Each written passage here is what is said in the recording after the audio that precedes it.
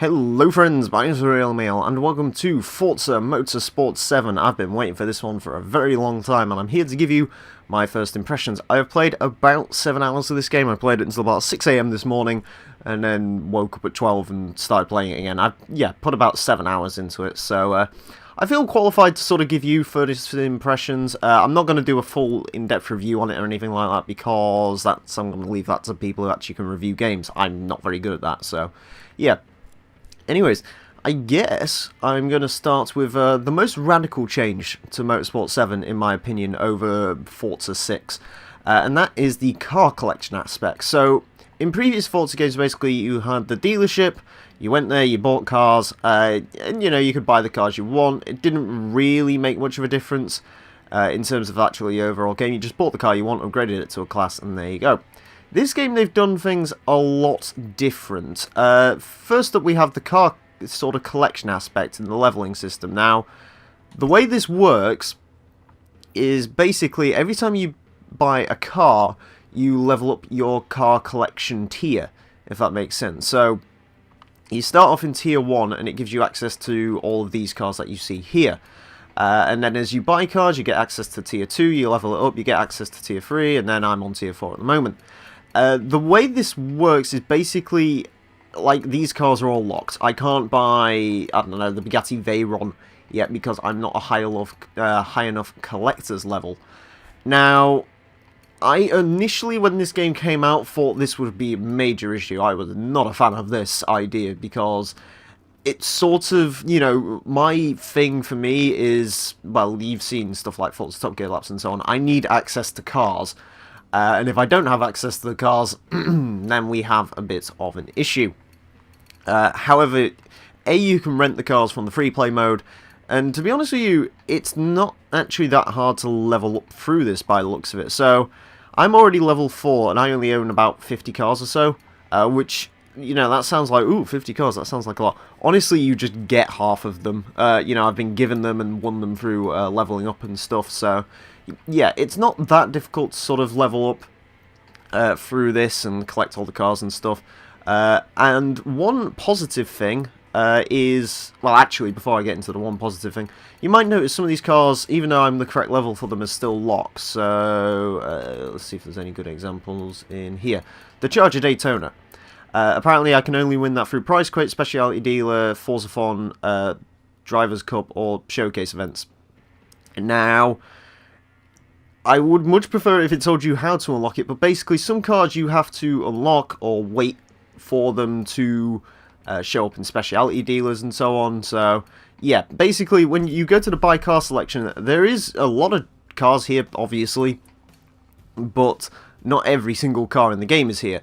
You sort of have to, for some cars, like, for example, if we go into the specialty dealer now, the Nismo GTR-LM, you have to, this is a very, very rare car. You sort of have to wait for it to pop up either in the specialty dealer or you can win it through crates or so on and so forth. Now, the specialty dealer, basically, as you can see, it sort of changes every 2 weeks or so. They'll put in some new cars in here. For now, there's 3 cars. To be honest with you, this doesn't bother me too much because usually I'll be able to get on the game and, well, buy these cars. The only problem is it does make it a little bit more difficult if you're doing my job, where it's basically like, well, I can't get access to all the cars I want. But then again, as I said, we can go ahead and rent the cars. So to show you how the sort of collection and level up system works, let's buy a car. Now, what do I want to buy? I know what I'm going to buy. I will buy the Porsche 928 GTS. So I can buy it from this menu, and you can buy the car plus the upgrades for homologation. Each class has homologation, like, basically, it amounts to, say, races that had a limit of B class. And in Forza Motorsport 6, it was weird, because it had, like, R860, R875. It's similar to that, but the cars also have, like, specific tyre wears, or tyre types they can't go over, or tyre compounds. It's a little bit weird, that's why I would really recommend you buy cars from the actual thing. It gets a little bit complicated because I just sort of want to upgrade the cars myself, and the game's like, no, let us do it for you. Admittedly, the upgrades are free, but still, it isn't too great. Anyways, where is Porsche? So yeah, you can see all the Porsches here. Some of them are ridiculously expensive cars in this game. This Cayenne is 430,000 credits. That's quite a lot. I mean, the R34 Skyline costs 205,000 credits, which is absolutely ridiculous if you ask me. But yeah, anyways, they've sort of done away with some of the bits. That's a weird looking livery. Yeah, there's liveries. People are starting to come on the game and starting populating the livery stuff, so that's cool. That's quite a nice colour. So yeah, we will buy this car, and as you can see, you can buy this car and it's upgraded for 56,000, or we can just buy it with the stock parts fitted. I usually just buy the cars with the stock parts, and then if I want to go and race them later, then I can do so basically when I enter a race. So, yep, there we go. That's our 928. That's not the 928. That's a random car, apparently. No. Where's the 928? So, yeah, and also, while I was going through that, it added a very, very tiny score to my collection tier. It added 100, yes. So if you buy like one of these more expensive cars, like, I don't know, if I was to buy one of these Bentley GT1 cars, you know, 720 plus, it gives me a hell of an increase. I'm just trying to wing. Oh, actually, I know what I can buy. So if I want to level up even more, I'll buy one of my favourite cars from the previous game. I'm going to buy the 2016 Dodge Viper ACR because I adore the ACR Viper. So let's go ahead and do that. It might actually show me leveling up the score a little bit now. So yeah, it's a super rare, 275 grand, which actually isn't too bad. I will buy it in that colour. Stock parts, and there we go. So yeah, again, as you can see there, it has increased my score. The highest collection score that you can buy cars at is 5. I have no idea what anything past that does. I'm assuming it might just change the prize cars up a bit. You'll see how prize cars work and stuff in a second. So yeah, speaking of how they work, so every time you level up now, instead of the wheel spin reward, you actually get a choice of 3 rewards. You can either have straight up credits, a car, and it's usually a racing suit of some description. So yeah, that's a kind of cool way of working it. So for example, if I didn't want the Pontiac, I could get the credits. If I don't want the credits, I could get the racing suit. Me personally, I don't select the racing suits, and I'll come on to that in a second. But yeah, and the weird thing with the cars actually, and what's kind of cool, I guess, is this isn't a straight up like, oh yeah, you get the car for free. Like, sure, this Pontiac I get it for free, but for some of the cars it's like, well, we'll give you a discount on buying them, and that's what I got. That's sort of the deal I got on my Honda NSX, because that cost like 225,000 for some ungodly reason, and it gave me a 75,000 credits reduction on the price. It gave me a discount. So that is something you can get, which is pretty darn cool. So that's sort of how the car collection works, and I'm assuming the auction house will come into all that and stuff later. Now, as far as some other changes, they now have a fully customizable drivatar. So for example, you can change his racing suit and stuff if you want.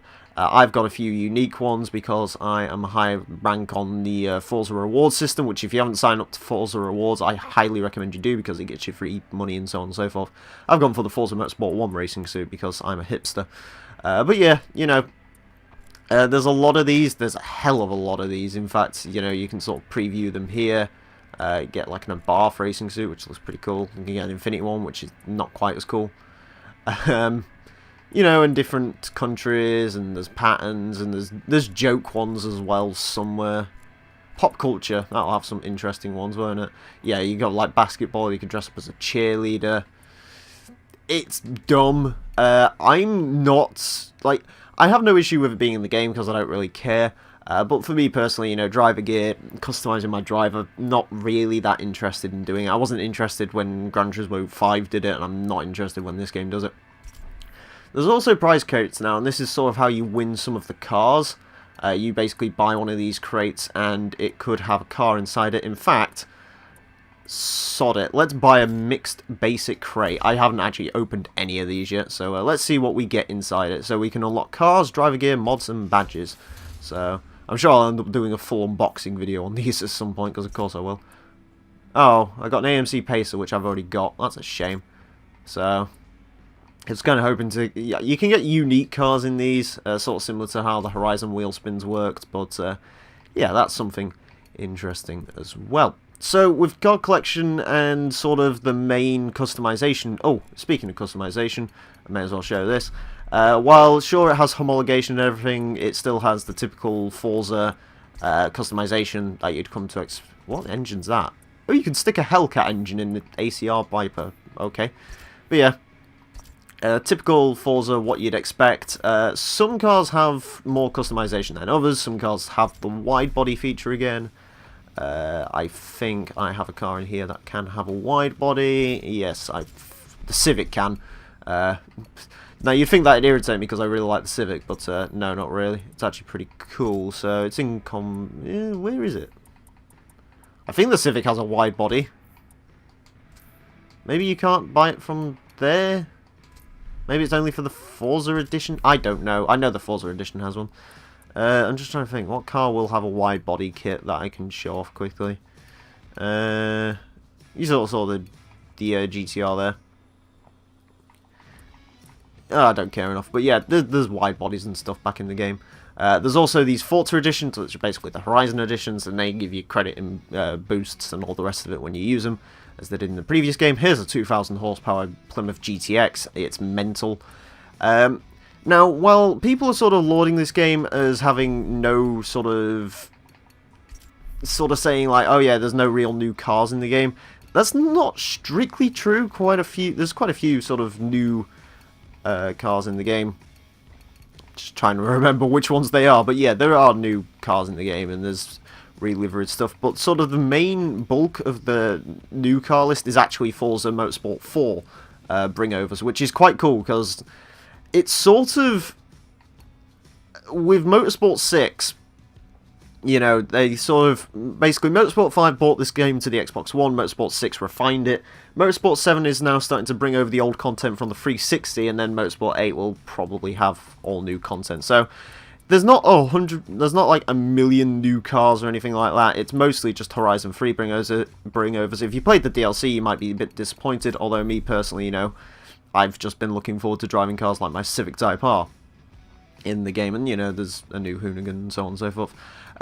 Interestingly enough, as much as people may have been like, oh, they're only Forza 4 bringovers, there is actually full Forza Vista on quite a lot of these cars. So, like, for example, one of my favourite cars from the previous games, the Audi Q7 V12 TDI, even though it's absolutely hideous, it has a beautiful V12 diesel engine.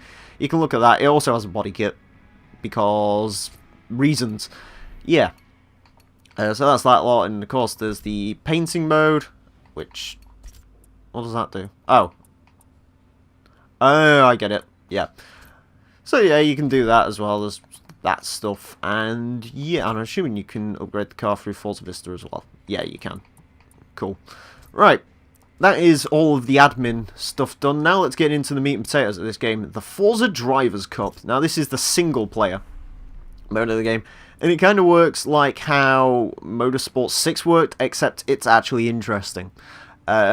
Someone was asking, I said this career mode is much better than Motorsport 6's, and they said why, and I said because I haven't fallen asleep yet. Now, the reason the career mode feels good again is because there's actually reasons to progress through it. Like you can see, if we click on this, you know, the showcase events, again, where, you know, Ford Fiestas and Grand Prix and RS200s, you can play through those and actually get cars for your garage. So it adds to your collection. So you want to play through the game because, like, oh yeah, I want a 2014 Fiesta ST or the RS200. I can do that. In fact, sod it. Let's go ahead and do the one-on-one. I'll show you how this works, basically. But yeah, showcase events are back from the previous game. However, this time there's actually a reason to do it because, well, you get more cars and Ken Block is talking and no one cares. Now, also, the one other... I was originally irritated by this, and I have no idea why. Probably because I didn't realise it was a loading screen. But as you saw there, the actual loading screens, you have options. So you can turn off your assists, or you can tweak your assists. You can actually upgrade your car in the middle of the screens and so on. So, for example, you know, if I'm driving... What was I driving last night? The Ford Fairlane Thunderbolt. I was driving that, and, yeah... That's not a very good driving car, as you might expect, so, you know, sort of in the menus between the races, I decided what I'd do is buy suspension for the car, Maybe knock off some tyre upgrades, but it stopped it from two-wheeling, so that's something. But yeah, there we go. So that's how the loading screens work. They're really cool. And there's the one interesting feature now is they've disabled credit boosts for assists. You only get it for changing the driver tar difficulty now. So before, you know, if you turned off ABS, you'd get like +5 credits. They've done away with that now. I'm assuming it's an accessibility thing. I can't say it bothers me too much, to be honest with you, because it's like, yeah, whatever, I don't earn some extra credits, boo. It's sort of... My only real issue with it is it doesn't really give any incentive for players to turn some assists off and, you know, start trying to challenge themselves. Which is a little bit of a shame, I guess, but I mean... At the same time, you know, if you want to use auto brake, I don't really care what you use, you know, you do you. But me personally, you know, even now that they've given me the option, like, oh yeah, you don't have to drive with assists off, I'm still going to do it because I find the cars way more fun and way more comfortable to drive when I've got no traction control or ABS or anything like that, just because that's what I'm used to in Forza. So we're actually on the road now, and I guess a good thing to talk about would be the handling physics. They are changed. From Motorsport 6, certainly. There is some difference in them. It's not drastic, it really isn't. It very much does drive like a Forza game should, which for me is excellent because, you know, crap on me all you want for this, but Forza, for my money, still has the best driving physics in the business. You know, regardless of game, really, it has the best driving physics of all of them. Oh god, the RS200 is still twitchy. There we go. Chem block is useless in this game, so that's okay. Apparently he replaces the stick, which, yeah, not sure if that's a credible sort of change, if you will, but there you go. But yeah, the actual handling physics, they are tweaked from Motorsport 6. The huge difference I've noticed, and bear in mind, the fastest car I've driven up to now is the Audi R8 LMS race car, the sort of GT car. The biggest change I've noticed is in terms of that car is it is a lot more drivable. With assists off in like the previous Forza games, basically I really did not like driving the racing cars because basically it was lottery as to whether you're going to get around a corner or not. Because if you like tweak the throttle in the wrong way, you're going into a cliff. The GT cars now, I was sort of driving around in the tutorial race, and you can actually turn assists off for the tutorials, which is lovely. Why don't more games have that? Yes. But yeah, I was driving around in the GTR, and I also did it in the R8 as well.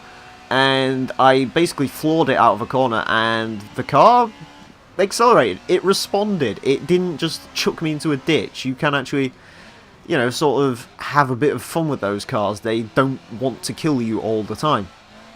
Now, I don't know if it's improved the Le Mans cars. I hope it is, because the Le Mans cars were never that much fun to drive at all. The GT cars also feel like they've got a bit more sort of turning downforce and so on now, which is nice. I know someone was complaining somewhere about the fact that GT cars don't really handle like they should because they're a bit too sort of lazy and feel quite heavy. They've sort of changed that around. So they do feel a little bit more responsive now. Which is kind of nice, but as far as like your standard road cars go, it's tweaked. It's not that different. It really is not that noticeable, so which is good for me because, you know, I thought Motorsport 6 really had its physics and stuff absolutely spot on. I had no issue at all with the way that game drove. I mean, I drove it for 2 years, so I clearly didn't have that much of a problem with it. So yeah. There we go. Anyways, we're just about to finish up this one on Von with Mr. Kennifer Block. Let's see if... Yeah, well, of course I was going to beat him. Little bit of an issue, sideways issue. Kind of broke the RS200 a little bit, but that's fine because I'll repair it when it comes to my garage. And there's also... wiring does not look safe up there.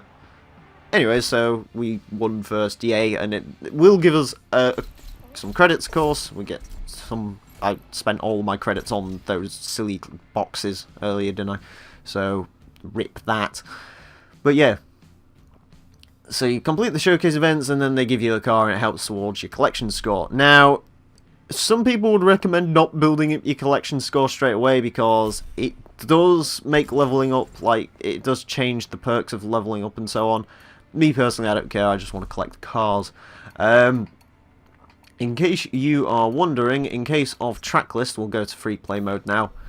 They've changed this around quite a lot, which is really nice.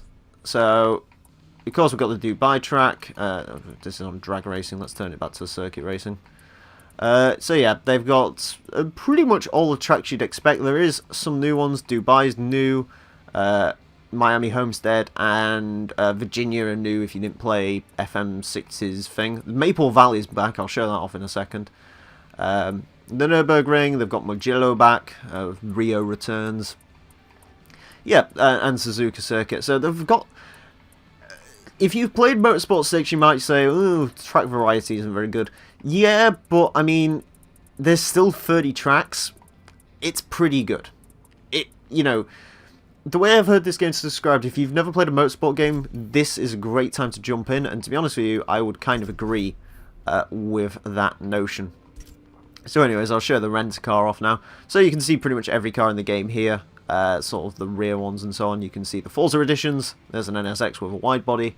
So yeah, that sort of proves wide bodies in the game. The Cadillac ATS has a wide body too, which looks pretty cool.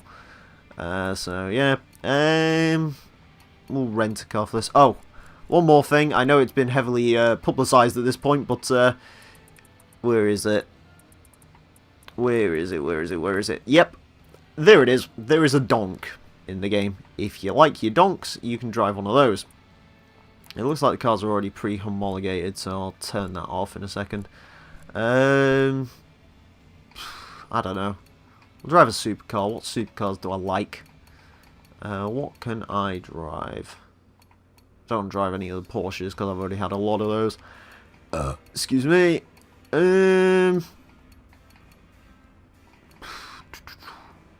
Let's drive the Zenvo. I like the Zenvo because it's mental.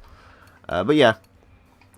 So, the one nice thing is they've sort of turned off that... Oh, wait. Yeah. They've turned off that silly thing where it's just like, oh yeah, the track has to be preset for rain or not. Yeah, they've changed that so basically you can have dry because you can now... Where is it? Somewhere in here. Blah, blah, blah, blah, blah. The advanced rule section. I'm assuming that's somewhere. I can't see. Oh, there it is. Being dumb. Yes. So you can actually sort of choose how the rain falls if you want rain. So let's select rain. So you sort of do have to pre-select rain still, but you can sort of change how it falls. So you can have heavy rain, the mid-race probability, all the rest of it. You can change the car restrictions. Yeah, you can do quite a lot in the quick play mode now, which is kind of cool. So we'll go for a race around Maple Valley in the wet, because why not? Just so I know, what did I turn the rain to? Yeah, we'll start with partly cloudy and then we'll end with the thing. So yeah, it's not completely random rain, and I still don't think you can run nighttime and rain together. I'd have to check that. But, you know, it's better than it was last year. I'd still kind of see the point of people sort of wanting it, so it's like, whatchamacallit, it's like Gran Turismo, where like the rain can fall randomly throughout the race, and quite a few other racing games. Forza hasn't quite done that yet. I'm not 100% sure as to why, but that is the way it goes. But yeah, Maple Valley is back, and I'm very happy about that. And Maple Valley is very pretty now. It's also become a lot wider, in my experience. But yeah, even while you're here, you know, I can select a different car if I want, which is kind of neat. Yeah, you can really change stuff when you show up to the racing tracks and so on, and then you can just start the race from there. So, yeah, a lot of pre-race customization. I like it, I like it, I like it. So if you make a wrong decision, which, knowing me, I always do, this is a very weird set of cars. Oh god, I haven't actually driven the Zenvo yet. Also, before you ask, yes, I've driven the 2000 horsepower GTX. No, I'm not going to do it again. It was very, very interesting. Let's see if we can dive up the inside. Yeah, I mean, the AI... Oh, actually, that's a good point. The AI have been tweaked. I'm not sure if it's a case of, well, you're playing this game sort of like day one, Of course, the AI is a little bit different to what it's going to be in the full release, but yeah, because the idiots haven't invaded, i.e. more of me hasn't invaded to make the drivatars more hellish. Also, I believe I'd left the drivatar difficulty, oops. But yeah, the drivatars now are actually quite tricky. They're much more... They're much more reluctant to let you pass them, let's put it that way. They don't try and ram you off the road or anything, but usually the way you'd overtake in Forza Motorsport 6 is, or in fact any Forza game, even with the AI, you know, the way you'd overtake is get in front of them and then they'd slam the brakes on and that'd be the end of that. In this game, they really do not want to give up their positions. They will maintain their line and they will not move for anyone. Now, this usually ends tragically for them, at least in my case, because if you come up the right-hand side of me and I don't see you, and there's a tyre wall there, you're probably going to go into the tyre wall because I don't see it. Also, we got this blind spot monitoring stuff from FM7. Here comes the rain. I love the rain. So, as far as the rain works, it sort of falls gently onto the track, which is quite nice. Yeah. There we go. By the looks of it, it sort of starts forming puddles. I'm not sure if they're predetermined puddle locations. I've seen puddles in the same places they were in FM6, so that makes me believe maybe they are sort of predetermined on where the puddles are going to fall. But yeah, once this game starts raining, it becomes very pretty. This game's very pretty anyway. They've redone the lighting engine, from what I've been told, and that has made tremendous amounts of difference. Oh god, this is... an interesting car to drive in the rain. Who would have guessed the Zenvo is trying to kill me with understeer and oversteer and many steers. Oh my god, that is horrendous. Yeah, you can rewind still. Apparently this car loses all form of any grip when you when it starts raining, so yeah, let's start braking nice and early. See if we can make this do what it's supposed to do. But yeah, the rain will sort of start falling and it can stop falling and stuff.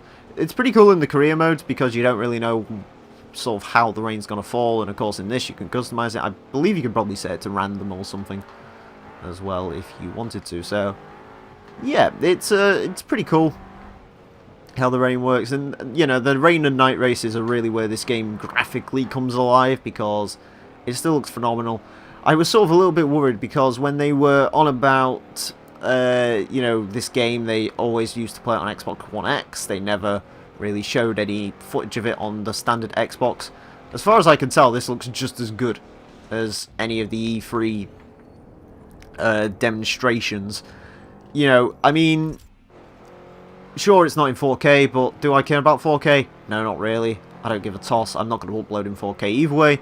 This video is going in 720p, which, you know, whatever.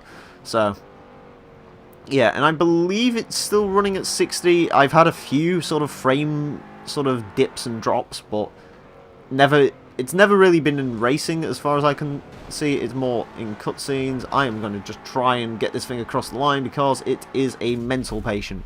It does not... Lo and behold, the Zenvo is dumb. We've learned absolutely nothing here. But yeah, that sort of Maple Valley and stuff, it's cool. I like Maple Valley a lot. I click next race.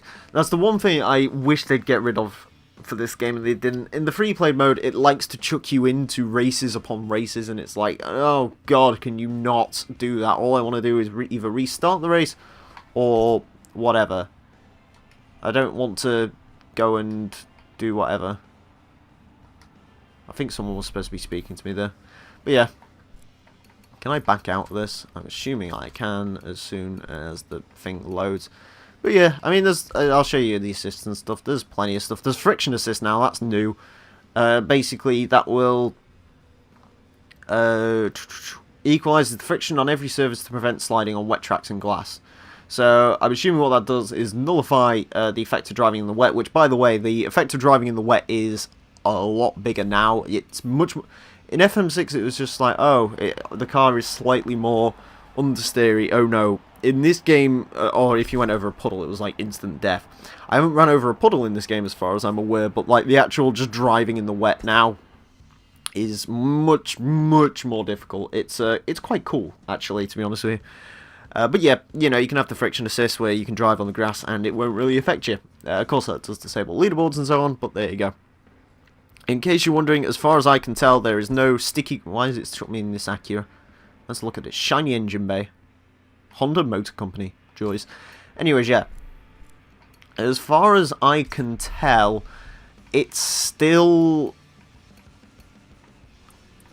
I lost my train of thought there. What was I going to say? Oh god, I can't remember. But yeah, the rain makes a difference. Let's put it that way. Anyways, let's take a look at the shiny engine bay in the mighty Dodge Omni. One of the cars I was very excited for. I'm going to be building this. It's probably going to be my first build. Speaking of which, content for Forza Motorsport 7, mostly going to be car builds, because I really like doing car builds, so yeah.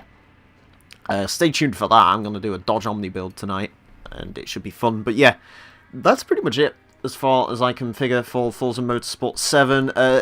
Multiplayer-wise, I haven't even gone into it, so I couldn't tell you anything. Oh, the mod system's back as well, although most of them...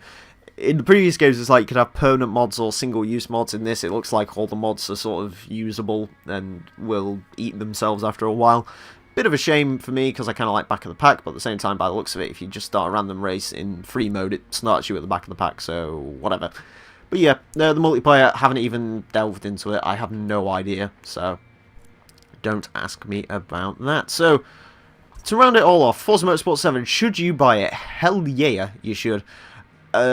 Obviously, I can't say anything as of right now, but to be perfectly honest with you, this is shaping up to be the best Forza Motorsport experience of all. Crouching is weird. Yeah, this is basically shaping up to be the best Forza Motorsport game. Before this, I personally believe Motorsport 6 was the best, and this basically takes Motorsport 6 and improves on it tenfold. The only things I'm not really sure on, car collection is a little bit of an issue. Some of the car pricing as well really needs to change. Like, I am not paying 220,000 credits for an R34. But yeah, I mean, other than that, it's phenomenal. Go, if you haven't already got it, go get it, and, you know, go get it on launch if you want, because I wouldn't really recommend the Ultimate Edition unless you really wanted to day one this game. But yeah, that's my thoughts on Forza Motorsport 7. Expect lots of content on this game. I'm going to be doing car builds, mostly, although I'll probably do some other bits and bobs as well. So, there we go. Thank you all very much for watching, and until next time, farewell.